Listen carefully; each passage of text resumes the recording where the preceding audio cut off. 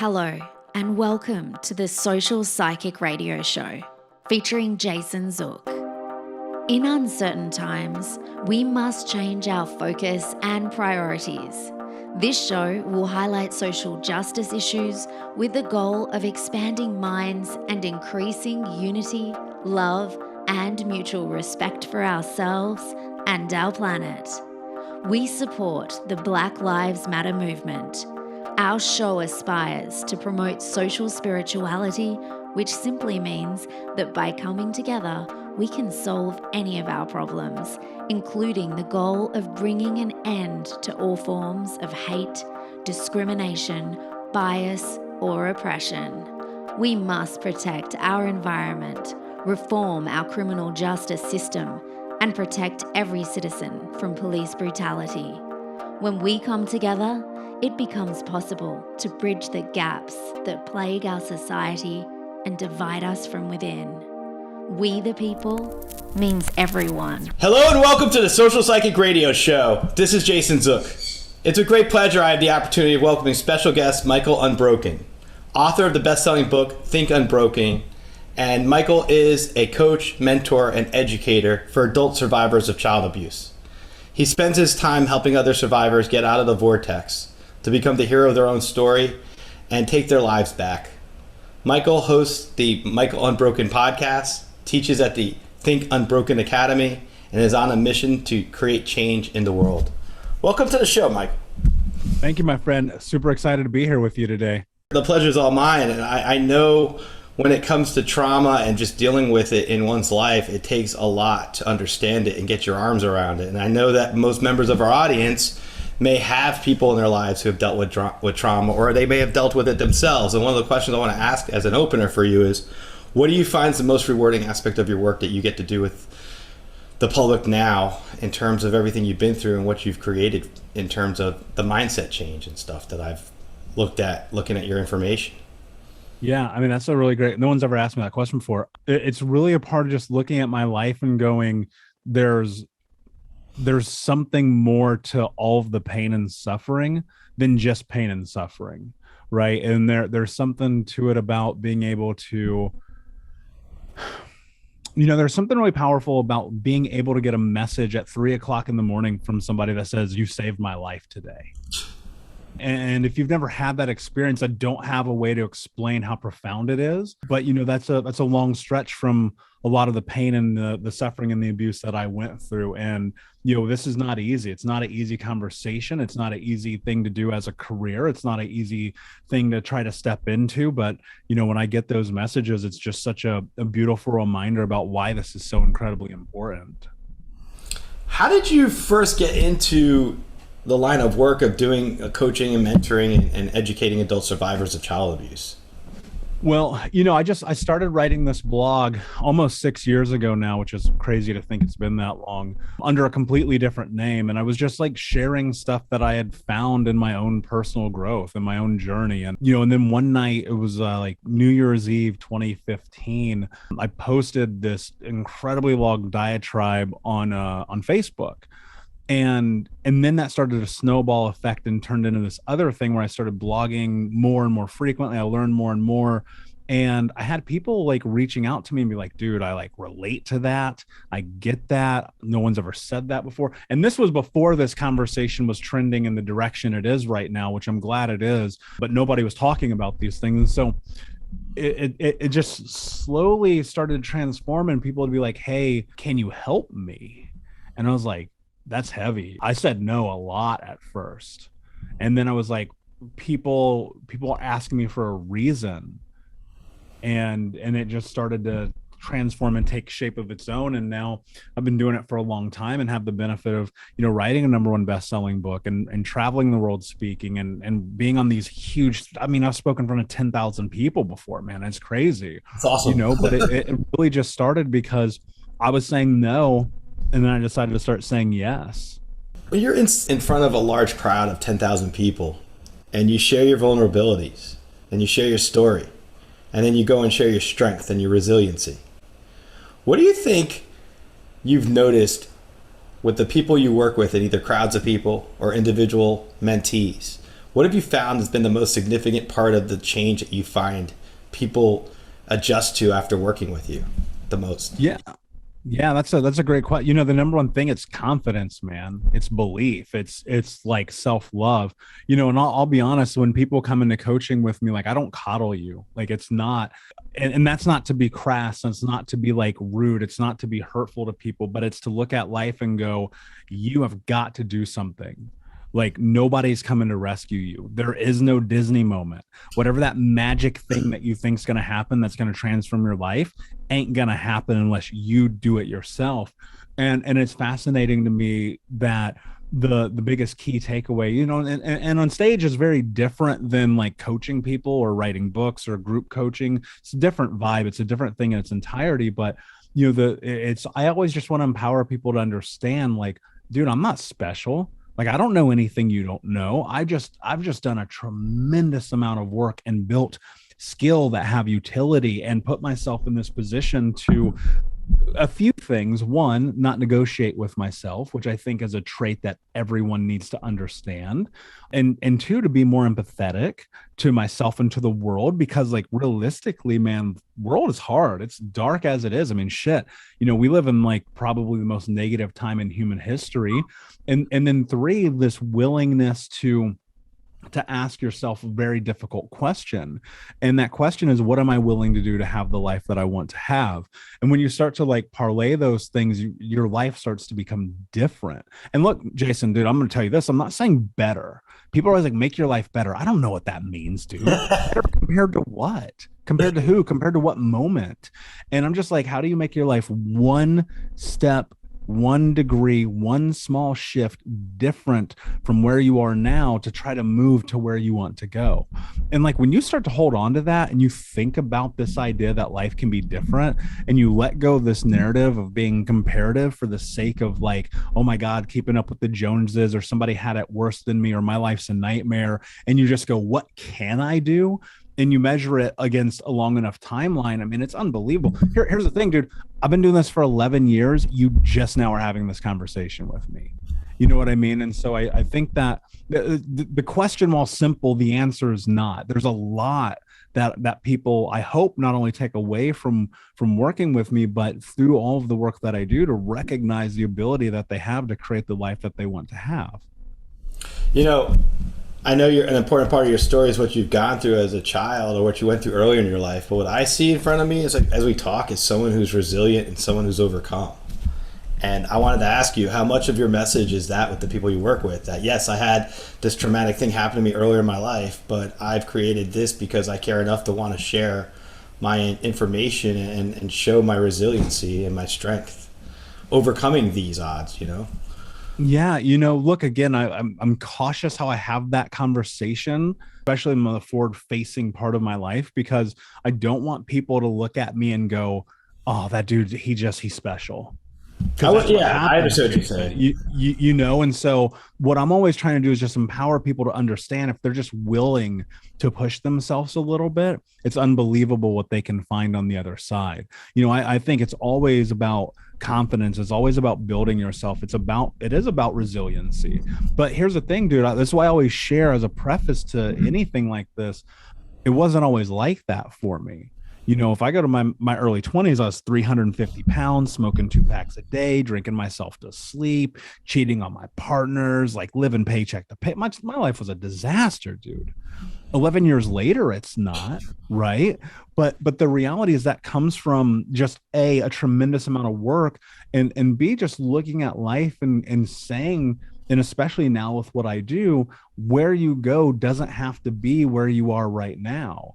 Your trajectory is whatever you want it to be. And the hard part is, people have got to be able to get to this place in their own life where they're willing to acknowledge and accept that they can have the life that they want to have. Look, dude, I'm gonna tell you, this sounds insane. And I know when people hear this, they go, that's crazy. My life is literally exactly what I want. I don't think that sounds insane at all. I think that sounds like you've managed to master your life in terms of where you want it to head, and you probably manifest it. I delve in those areas where I manifest a lot. I use, you know, mindset myself. So when you were talking about mindset, when I was looking at your information, I'm very intrigued by that. I love to hear that you have that type of thing that you're teaching, because I think it's very powerful of a message. Yeah, you can't see my screen, my monitor in front of me. It says mindset is everything. And that's the main thing I picked up off preparing for this interview today, was that I knew we'd have a conversation about mindset and how it works towards switching things up in one's focus in life, and really making gradual change that's permanent in your existence of who you are and how you see your relationship with others that are important to you in your life. Being able to trust again. I feel like that's probably part of the concept you try to teach people, is how to gain trust in themselves and trust in others. I might be wrong, but yeah, no, I mean 100%. But look, I think in context, I think people really need to understand what mindset is, and I don't think that they fully do. And mindset is not simply this thing where you're like, oh, I'm going to go create this life. It doesn't work that way. Yeah. Mindset is about creating this space within yourself where you're willing to do whatever it takes to have the life that you want. That's getting up, going to the gym, eating the right foods, having the right relationships, quitting the job, traveling like doing the things that you want to do because you want to do them, and not doing the things that you don't want to do because you don't want to do them, while trying to filter all this through understanding your value system and who it is that you are. And mindset to me is very much about this idea of the nomenclature of the vernacular really needs to be tied into how we're talking to ourselves. I say this all the time. What you think becomes what you speak become your action, and your action become your reality.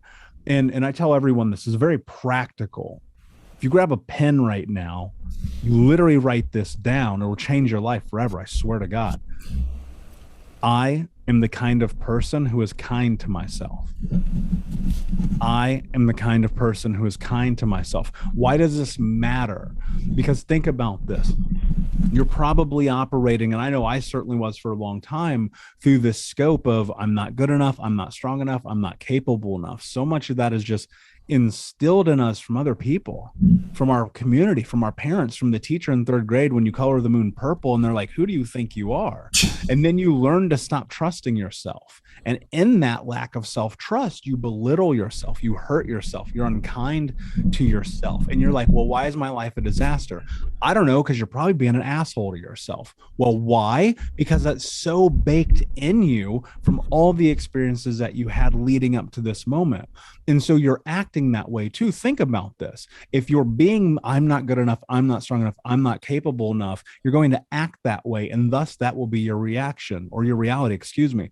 And if you shift it to this idea of moving through and navigating decision through kindness for yourself first, what happens, and this is about being empathetic to yourself, what starts to happen, and I want to be clear, empathy and pity are not the same thing. So let's be super clear about that. When you're being empathetic and kind to yourself, you move through these actions that lead to a different reality. So when people are talking about mindset, the thing that you really, really, really have to hold on to is the idea that it's the predication for everything that's next in your life. You want to move into trust, right? Coming full circle to your question. You want trust not for yourself only, but for other people, for the world, for everything around you. You have to literally start saying, I'm going to allow myself to trust people. And that's the hardest part about it, because especially if you're like me, or a trauma survivor, I have an ACE score of 10. I was homeless as a kid. My mom cut my finger off. I was abandoned. Like the chaos of that. How do you trust someone? Well, it takes a lot of work, man, but it starts with giving yourself permission to even have the conversation. Yeah, I can only imagine, and just naming a few of those experiences that you just shared with our audience. I appreciate you sharing that with us. I can tell you from my vantage point, unless you go through it like you did, someone in our audience isn't going to be able to really grasp from their vantage point, but they can understand and create greater empathy. And I think that could help anyone who deals with this kind of situation, at least relatability. If people in your life are important to you and they start understanding what you've gone through, even on a small sliver to help you through, is that what you find is one of the aspects that people become more empowered when they have supportive people around them in their life who understand their situation in time? Or what is it that you find with the people you work with? Do you help them build the support around themselves with yourself and others that you work with in terms of the students you work with? Yeah, I mean, I think first and foremost, asking for help is the most important thing we'll ever do. There's no question, because I look at this idea, this weird idea that we should figure it out on our own, which is a very like Western American trait. I look at that and I go, that's not possible. It's not feasible. No one great has ever done anything on their own. Name them. They don't exist. I've never met them. And you're trying to figure this out by yourself. Okay, well, good luck. And, I measure that and I go, well, that was my life for a very long time. And it's no surprise I ended up where I was. And so getting to this place where you start to recognize that help is not a hindrance. Help doesn't make you less than. Help doesn't make you not formidable or resilient, right? I think it makes you stronger. I think it makes you more capable. I think, I look at my life, like, dude, I'll tell you right now, everything you read off, we can call them accolades, we can call them whatever you want to call them. Nothing I've accomplished in my life would be possible without asking for help. Without the vulnerability, that's the word missing in this conversation for people, is willingness to be vulnerable and say, I don't know it all. I can't figure it all out. I don't know what I'm doing. You're one step at, this is how I coach, man. I go, I'm one step ahead of you. What do we need for you to get here? Because I'm always going to be one step ahead of you because I'm putting in more work. So how do you come in behind me and take that? Well, I'm also one step behind my mentors. My coaches, the people in my life I look at, I'm behind them. You know what I mean? And I'm just measuring, and them, they have someone in front of them. And that's how this works. The greatest people we look up to, and whether it's the personal development space or the world or history, like they had a team. They had people around them. They had elders. They went and sat down in the hut. They had the conversation. And you're sitting here trying to figure out how to solve your life on YouTube. Ain't gonna work. Sorry, I hate to break it to you. I wouldn't go to YouTube for that kind of stuff other than learn how to do it yourself or installing certain things at the house. Yeah, but people do that because they're scared of this idea of being seen. They're scared of this idea that someone's going to judge them because they were hurt. And look, I'll tell you right now, if that's happening in your life, you're around the wrong people. And you got to take those people out of your life. Jason, I've taken more people out of my life than I've added to my life. I promise you this. Because the reality, and look, and that's not to say you got to like disrupt and blow up everything around you, but there are seasons for people in your life. And they're meant to be there for the time that they're meant to be there. And if they're not, they're not. And I love that. That's hard, right? And it's real though. It's being real with yourself. It is. And holding everybody accountable if they're not meeting your higher purpose and what you need them to do. Yeah. And some people will literally try to pull you down. They will try to pull you down because they are facing their own inadequacies through the growth that you're having. And that is so incredibly difficult for people to palate because they go, well, that's my best friend. Yeah, I get it. That's my mom. Yeah, I get it. But your mom might be in your way right now. Yeah. I want to share something with you. I know I'm psychic probably, right? I'm an intuitive psychic. And as we're talking to each other, whether or not your beliefs on that, I'll just say something. As you were talking to me just now, I feel like you're going to have something in the future you work on called the Mindset Miracle. It's going to be something that you do about mindset or shifting mindsets and working with people. It might be a new book, might be an additional program you do in the future, but there's going to be something successful for you down the road that your message gets out to larger audiences and you've even reached already. So just let you know that as FYI. Yeah. I dig it, man. Like that's everything. Like literally, I'm telling you right now, the screen in front of me, mindset is everything. It is everything. Well, you get this connected to your heart, you're good. Yeah. You are unstoppable. I could see success there because when it jumps off like that during an interview, and it's not like I'm trying to interrupt you, I just share when I pick up stuff sometimes, and I feel like that's going to be something that's really positive for you. I want to ask you about your book, Think Unbroken. If you could talk to our audience about it and the knowledge of it, being able to share at least a little bit during our interview today would be beneficial for them to learn about it. Yeah, absolutely. So I wrote Think Unbroken, Understanding and Overcoming Childhood Trauma because I was looking at this space where, man, I've read all the books, went to all the conferences, like I did all the things, and like it always just felt like something was missing. And so when I sat down and started writing this book in 2018, it was like, how do I create something that's not only practical, but it also is like part journal. It's a reflection for people in the moment to take the things that they're in real time learning and make meaning of. And so I started parlaying that. And so Think Unbroken is very much, and it's not my story. I want to be clear about that. The preface is because context, right? But the rest of the book are the things that I understand in a very 101 manner.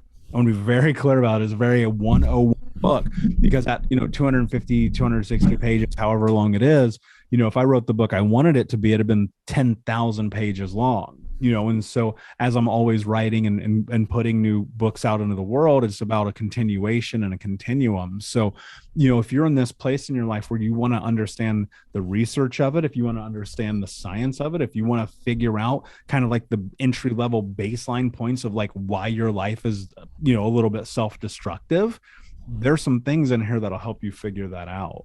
And to be honest, man, I think like most authors, it was just simply the book that I needed. I want to ask you this, interestingly enough. When I do podcast interviews, I find creatively it gives me some therapy for myself. And when I go outside and I go for walks, I believe there's different types of healing modalities we get to enjoy on a daily basis. And I wanted to ask you, when you wrote your book and now you're doing the mentoring and all that, do you find that you heal every day by working with others and getting the ability to empower other victims and helping them gain understanding? And I just was curious in terms of perspective for you. It's an interesting question. It's certainly empowering. Would I say that it's healing me? That's not the words that come to mind. I think more so what it is looking at the entirety of what I'm building and what I have built and recognizing that because of the work I've done, like someone else can come behind me and pick this up one day and help me eventually do the thing that I'm trying to do and in generational trauma. So every single time, like I'm in connection with people, because look, Jason, I've done my work. I still have a therapist. I still have a coach. Like I see my guy on Wednesdays, you know what I mean? I'm always going through it. I don't step into when I'm working with people in any capacity to be in relation about the place that I'm in my personal life, because I don't think that's beneficial for people. And I see that happening in coaching a lot.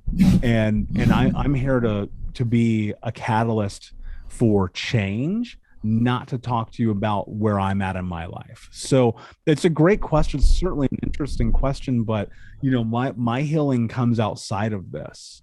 Right. Yeah, absolutely. There's an important component of this I want to bring up, because my show, I've been delving into mental health awareness, removing the stigma of anyone who feels that, if you go to a counselor, you admit you have a mental health issue, there's stigma attached to it.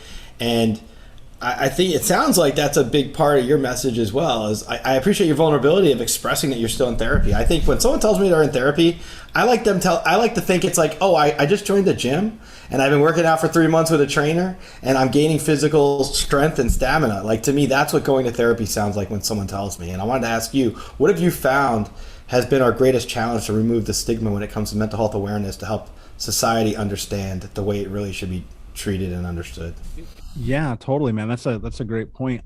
And for me, like therapy it'll always be an ebb and flow. I've been going and not going my whole life, and I will always go and not go, because it's just a part of like, I'm like, when I need it, it's there for me. And when I don't, it's not. And so, I think the biggest part about the stigma of it is that there's an association of a lot of these very derogatory words that I don't know that we have yet breached the gap on. And that's about weakness, and it's about selfishness, and it's about, can't you figure it out on your own? And I think that's part of the problem. The conversation is changing, like that's for sure. And I think that's really powerful. I think it's beautiful to see that the conversation is changing, but there are still people, and we both know these people who go, therapy, not for me. I'm like, you're the exact person who needs it. Exactly. You know what I mean? And so with that, it's so much about looking at it and taking measurement of it and understanding that it's still, in terms of the way that I look at the world, it's still very much a frown is made towards it. And yes, it's changing. We have, it's access to information now too with the internet, I think helps a lot. You have programs and apps like BetterHelp, and that's super important. But there are still people, and I would argue probably the majority of America, who goes, therapy is not for me. That's for soft people, for people who can't figure it out. And I'm like, no, it's for everybody. That's why people do it. It matters. You need the parlay with an unbiased third party who can sit down with you and help you make meaning of the convoluted and chaos of what it is to be a human being. And I think that that's such a part of why therapy is beneficial, because you got a lot of stuff just floating around in your head all the time. And if you just have someone to parlay who's not your partner, who's not your business associate, who's not the clerk at the gas station, you're going to get benefit out of that. right? People are like, well, I talk to my wife all the time. I talk to my boyfriend all the time. They are not there for that. That is not their purpose. And so I think that it's very much about people have to understand and accept that therapy can be this really beautiful thing. Now, of course, there's always a risk of opening Pandora's box when you go in the depths of it. So you have to be with the right therapist or in the right group. If you're doing group therapy, which I've done both. As I think we progress forward as a society, just in general, and with the access to information, I think it's becoming less so. I think people are just embarrassed by it, man. Like if I were to simplify it, it's embarrassing. People go, I'm embarrassed I have to go to therapy. I'm not.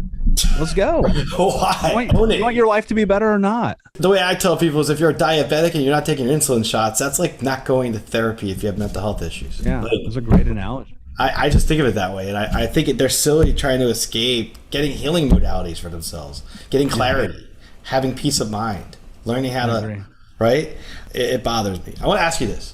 What is the Vortex when you refer to it? And I wanted to see if you could share it with our audience and how you help people overcome or get out of it. The Vortex is that darkness inside of all of us, right? It's that place where that negative self-talk is just completely taking over everything. It's the not showing up, not taking care of yourself, belittling yourself, It's the opposite of mindset, right? Yes. Being in the Vortex is that place where, you're blaming the world for everything around you. It's everyone else's fault.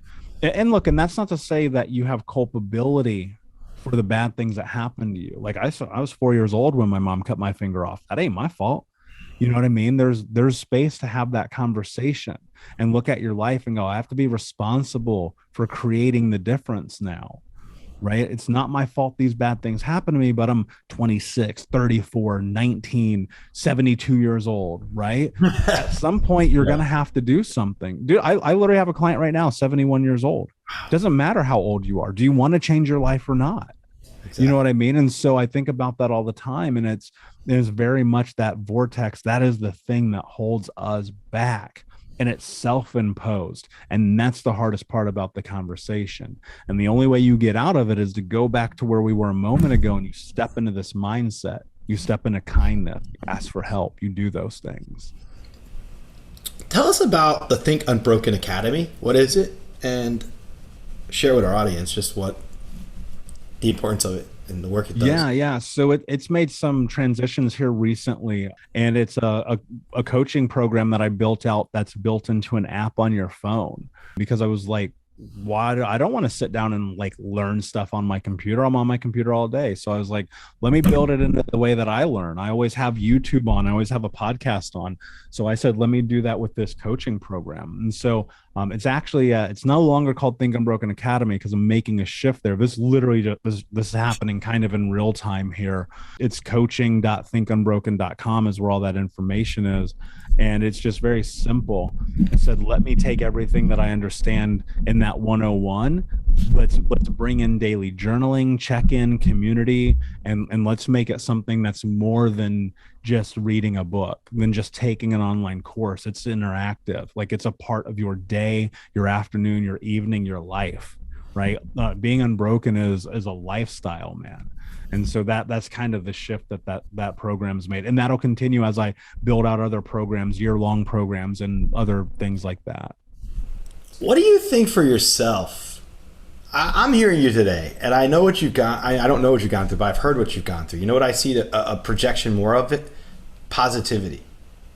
I see a positive message, positive ideas, messages of overcoming. That's my takeaway from talking to you today. I want to ask you, do you feel that that's your message, or am I misunderstanding it? The message of having positivity and being able to have your own, I would say, wherewithal to push forward and just go. There's always space for positivity. There should be. But Jason, I'm going to tell you something that'll blow your mind. I am a realist, period. Like right down the middle. Right? Like I'm not negative. I'm not a pessimist. I'm not positive. I'm not over exuberant. I'm a realist. And what I look at through the scope of being a realist, it's really simple, dude. I look at the world and I go, someone did it before. That means it's possible. So I can do it too. And if the message comes across positive, that's great. But I'm just trying to show authenticity. I'm just trying to say, if you really do these things, if you operate through kindness, through your values, through your boundaries, if you hold yourself accountable, you show up, you come to the game, you get on the field and you play this thing called life, you can have what you want. One of my mentors is a billionaire, like a literal billionaire. And he had alcohol addiction, drug addiction, sex addiction, like all these things in his teens and 20s. And he has changed his life in a way that he impacts the world in ways that I don't even think we understand yet. And so I look at that and I go, if you're just positive, I don't think that solves anything. But I think if you bring a scope of realistic, like, expectation to the possibility of what's in front of you, it really holds a lot of weight. And so when I'm thinking about the life that I'm creating, the thing that I'm building, whatever it is that I'm working on, I just sit down and I go, has anyone done something similar to what I'm trying to do at a scale in which it impacted the world? Yes. Cool. Now let's reverse engineer that and figure out how to make that happen. Right. But when I step into it, here's what's really interesting. I love that you asked me this question. When I step into it through the scope of being a realist, the other part of it is that I measure the negative aspects of it as well. What are the problems? Why won't this work? Where am I going to make the mistakes? Where are the mistakes they made that I can avoid? Where am I going to get caught up? Right. And in those moments, I look at that and I go, cool, that's data for me to take that data to continue to move forward. It's so fascinating to me when I am around or I'm talking to people who are just vehemently positive all the time. When they get hit by some negativity, it blows their whole life up. Oh, yeah. It's like a deck of cards, house of cards. There's something about being positive all the time that I just don't think it's real. I just don't think it's real. And it's not that I'm not positive, but I'm also negative, but I'm also looking at life and I go, cool, let's just keep it real. What is in front of us? I'd say from my vantage point, I always try to stay optimistic and positive. When I overcame cancer a couple of years ago, that was like my preface for that. But there's different skill sets and life skills for different situations. I love your vantage point and perspective today, sharing this with our audience. It's important to get different points of views, different perspectives, and different approaches. And I've learned from my show that I get to highlight all these various points of view.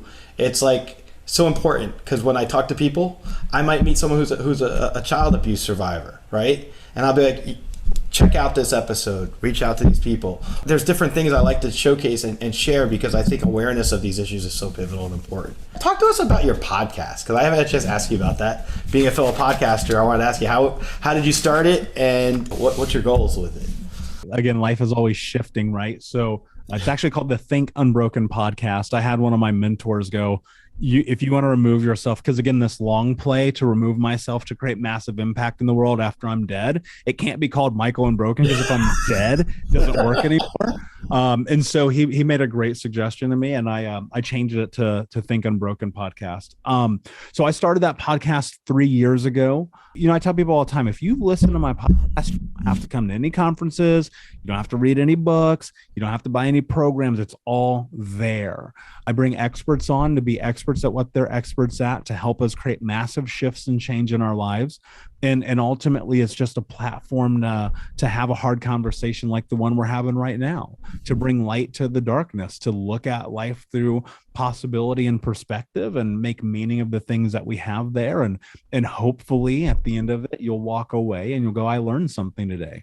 You know, I tell everybody, when you sit down to listen to my podcast, like, you should have a pen in your hand. You should be taking notes. You should be ready. I do that.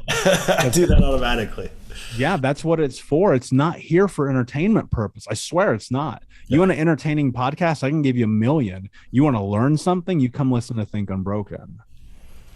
Where do you see yourself going beyond where you're at now with your movement? I consider it a movement, what you're doing. You're doing something that's beyond yourself, and it's a larger purpose. Where do you see it going in the big picture for yourself? Yeah, so my number one goal in my life is to end generational trauma in my lifetime. That's almost impossible. It is impossible. It's unfeasible. It's unimaginable. It's improbable. But that doesn't mean I'm going to stop. And so I'm basically looking at how do I build something that is going to far outlive me in ways that it will be practical in 200 years from now. Because it's going to take a long time to end this curse. It's going to take a long time to break all these cycles of violence, all of this pain, all of this suffering. They say it's a 7-generation curse. One child in the family's hurt, it's 7 generations before it's healed. I don't know if that's true or not, but let's say it is. And so because of that, I'm making plays for 700 years from now. My great grandkids are going to listen to this. You know what I mean? They're going to watch the videos on YouTube. They're going to read the books. They're going to be like, you know what? My goal is to make myself obsolete. I want somebody one day to see my book and go, this is the dumbest thing I've ever said. Childhood trauma. What is that? That's my goal. I think that's a noble goal to have. In terms of, you shoot for the stars, you're going to get higher than where you were if you don't shoot for the stars. So you got to shoot for places that you may not wind up, but you get higher than if you didn't shoot for that area. You know what I mean? I always believe that. I want to ask you, because I know we're running low on time. How could our audience reach out to you? What could we do to find out more about you? Where would you want to direct our audience to find you? Yeah, so I'm on all the social media at Michael Unbroken. But again, honestly, the best place is the Think Unbroken podcast. It's literally everywhere. I put a tremendous amount of effort into that with myself and my team. We have amazing guests who have been on the show, who are experts again and what they're experts at. And ultimately, that's the place. You can buy the books, you can do all that, but you listen to the podcast and it's right there for you. It's at thinkunbrokenpodcast.com. Great. If you were a spirit animal, which spirit animal would you be and why? Octopus. And the reason why is because it is my spirit animal. I was in, I'll tell you a quick story. I was in Vietnam, living in Vietnam. I did mushrooms, psilocybin in Vietnam, in a place where if you get caught, you'll go to prison forever. Like it's a do not pass go kind of situation. Like I understood what I was getting myself into in that moment. It was choice based. So as a contingency to the story, do not go do mushrooms in Vietnam because you might go to prison for life, for real. And I had this amazing, unbelievably in body, out of body, all the kinds of ways you could possibly be experienced in which an octopus had led me into and through the darkest moment of my remembrance, one that carried a lot of weight with me. And in that moment, one of the really beautiful things that happened is I was given the space to step into protecting the younger version of myself. Something that day said, like, follow this wherever it goes. And 2 weeks later, I'm in Bali, Indonesia. I'm having lunch on the first day I'm there. And on the outside of the wall is this gigantic 30-foot blue octopus that looked exactly like the one that I had in the psilocybin trip. And my time in Bali became really interesting. It was also kind of painful. It wasn't the best place I've ever been in my life. That's another story for another day. But it was the place where I sat down and I really got through writing that book. And it became like this precursor to where I am today. So I know, kind of off topic, but yeah. I'm just going to tell you, I'm a big fan of signs and messages from like spiritual aspects of things. And what you described to me, it sounds like you had some direction there to go to finish that book and do what you had to do. That's my take on it. But I'm always one of those people that delves in that area. So I'm right there. I agree 100%. I just want to thank Michael for coming on the show today and sharing a very important message for our audience. It's so important to look at information, adult survivors of child abuse. This is big stuff, guys, and we need to pay attention to it. We need to support our fellow members of society, our family members, people we love, care about. This isn't stuff that people should deal with in private. And what I really like the most about Michael's message is that he's bent on dedicating his life to that. And when you dedicate your life to something you're passionate about, nothing can stand in your way. I know you're going to have obstacles and challenges, but I believe Michael's an epitome of someone who's really resilient and working hard to change viewpoints, one mindset at a time. So check out this information. Check out Think Unbroken Academy, or whatever future name it might become. Check out Michael's information. Everything will be in our show notes. And I really thank you for tuning into this episode today and for supporting our show. Thank you so much. Thank you for listening to this episode of the Social Psychic Radio Show. Don't forget to join us for another episode next time. If you enjoyed the show, we'd love for you to subscribe, rate, and give us a review on iTunes. You can also check us out on Facebook, and don't forget to visit the Social Psychic YouTube channel. Until next time, it's a big world out there. Keep an open mind, embrace your paradigms, and know that the universe is always yours to explore.